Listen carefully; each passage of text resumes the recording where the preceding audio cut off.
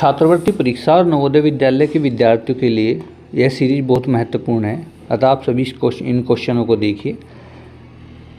सबसे पहले है खरीफ फसल का उदाहरण है, तो खरीफ की जो फसल है उसका उदाहरण होता है धान। नेक्स्ट क्वेश्चन है दानों को भूसे से अलग करना कहलाता है। जब दानों को हम भूसे से अलग करते हैं तो मशीन के द्वारा करते हैं, तो ये कहलाता है आपका थ्रेशिंग, और हम उस मशीन को थ्रेसर कहते हैं। क्वेश्चन नंबर है आपका जंतुओं द्वारा पदार्थ जो प्राप्त खाद्य पदार्थ है वो निम्न में से कौन सा है। जैसे दाल, शहद, फल और चावल। आप सभी जानते हैं कि मधुमक्खी के द्वारा हमें शहद मिलता है, इसलिए जंतु से प्राप्त हमें क्या होगा, शहद होगा। नेक्स्ट है क्वेश्चन जब एक ही किस्म के पौधे किसी स्थान पर बड़े पैमाने पर नियमित रूप से उगाए जाते हैं तो उसे क्या कहते हैं। तो अनाज, फसल, कृषि, खेती, तो उसको हम कहते हैं फसल, जब एक ही स्थान पर बड़े पैमाने पर उगाए जाते हैं। नेक्स्ट क्वेश्चन देखते हैं। क्वेश्चन नंबर 5 है स्वपोषी का उदाहरण है। तो देखिए गाय, बकरी, मनुष्य, आम का पौधा, तो स्वपोषी होते हैं पौधे। जितने भी पौधे हैं वे स्वपोषी कहलाते हैं, तो आम का पौधा स्वपोषी है। क्वेश्चन नंबर 6 है आपका। क्वेश्चन नंबर है आपका 6 ग्रीष्म ऋतु में लगाई जाने वाली फसल कौन सी है। तो देखिए जब गर्मी का मौसम होता है तो हम उस समय जो है खरीफ की फसल लगाते हैं, अर्थात धान की हम फसल लगाते हैं। नेक्स्ट क्वेश्चन खरपतवार का उदाहरण है। देखिए मसूर, गाजर घास, जूट और तीसी, इसमें जो है खरपतवार का उदाहरण है आपका गाजर घास, जो है एक प्रकार का खरपतवार है। खरपतवार वह होते हैं जो फसलों में अनिश्चित रूप से पैदा हो जाते हैं, जिनकी हमें कोई आवश्यकता नहीं होती। क्वेश्चन नंबर 8 देखते हैं। फसल से अनाजों को अलग करने की प्रक्रिया को कहा जाता है। तो फसल से जब हम अनाज को अलग करते हैं तो इसे दोनी कहा जाता है। नेक्स्ट क्वेश्चन है नंबर 9 रेशेदार फसल हैं। तो देखिए ऑप्शन में है आपका सूर्यमुखी, कपास, चना, गेहूं, और रेशेदार जो फसल है वह है आपकी कपास। कपास आपकी रेशेदार फसल है। क्वेश्चन नंबर 10 निम्न में से कौन सी रबी की फसल है। तो देखिए रबी की फसल है आपकी गेहूं, बरसीम, और तब आप देखिए कि धान और मक्का अलग बोए जाते हैं, जबकि जब गेहूं बोया जाता है तब चना बोया जाता है। तो रबी की फसल है चना। क्वेश्चन नंबर 11 फसल चक्रण से मिट्टी की उर्वरता। जब हम फसल चक्र करते हैं, जब एक ही खेत में फसल को हेर फेर कर बोते हैं, अर्थात पहले हमने गेहूं बोया, फिर हमने धान बोया, फिर हम उसमें ईख बो सकते हैं, फिर अन्य फसल लगा सकते हैं। जब हम फसल को हेर फेर कर बोते हैं तो वह फसल चक्रण कहलाता है, और उससे क्या होता है, मिट्टी की उर्वरता बढ़ जाती है। क्वेश्चन नंबर 12 राइजोबियम नामक जीवाणु किस फसल की जड़ में पाए जाते हैं। तो राइजोबियम के जो जीवाणु होते हैं वे दालों वाली फसलें, अर्थात फलीदार फसलों में की जड़ों में पाए जाते हैं। ये वहाँ पर नाइट्रोजन को इकट्ठा करते हैं। क्वेश्चन नंबर 13 मिट्टी को उलटने एवं पोला करने की प्रक्रिया कहलाती है। तो देखिए मिट्टी को जब उल्टा जाता है, पोला किया जाता है, तो ये जुताई कहलाती है। नेक्स्ट क्वेश्चन है आपका मनुष्य में जीवाणु द्वारा होने वाला एक सामान्य रोग है। तो देखिए जीवाणु के द्वारा जो रोग होता है वह होता है टाइफाइड। आज की सीरीज में सभी क्वेश्चन महत्वपूर्ण हैं जो नवोदय विद्यालय और छात्रवृत्ति परीक्षा के लिए महत्वपूर्ण है।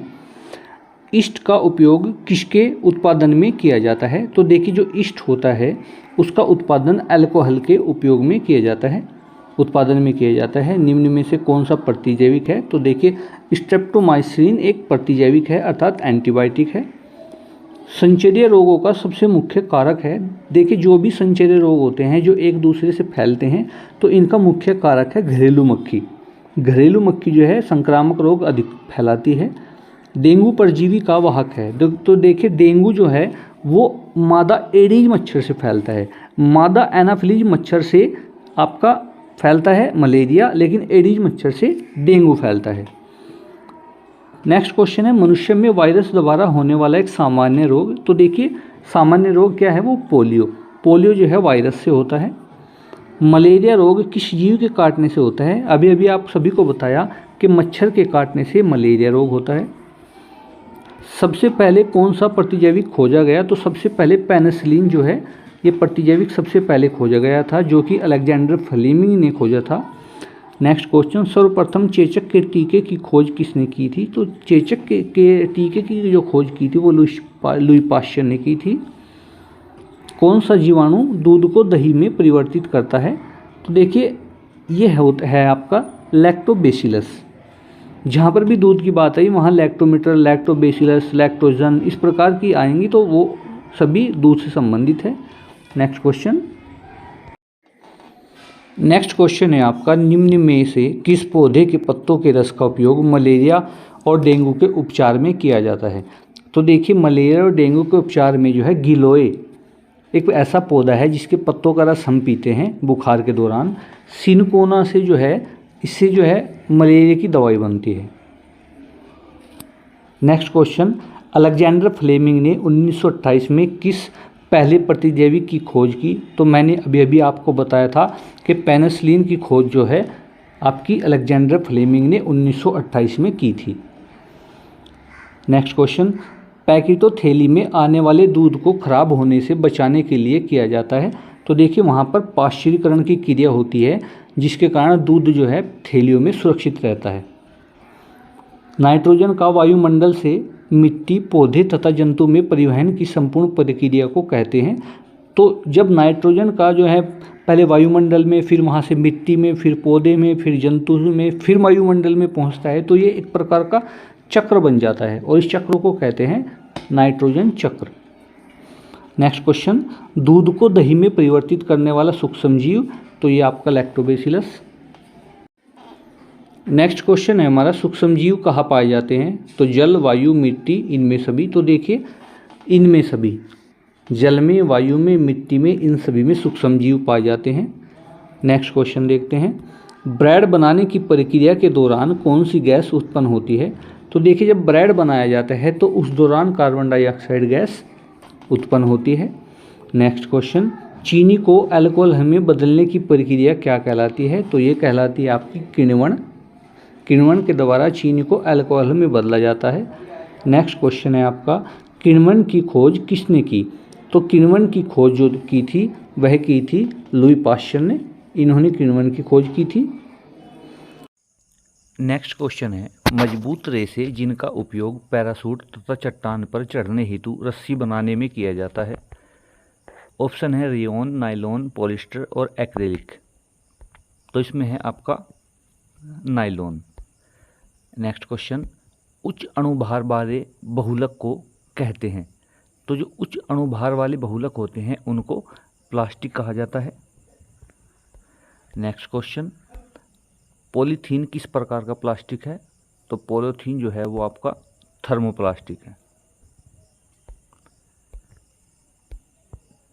टेफ्लॉन एक प्लास्टिक है। पैराशूट बनाने में किस रेशे का उपयोग होता है? ये नायलॉन का होता है। रेयॉन एक संश्लेषित रेशा है। निम्न में कौन प्राकृतिक बहुलक है? तो प्राकृतिक बहुलक है आपका सेल्यूलोज।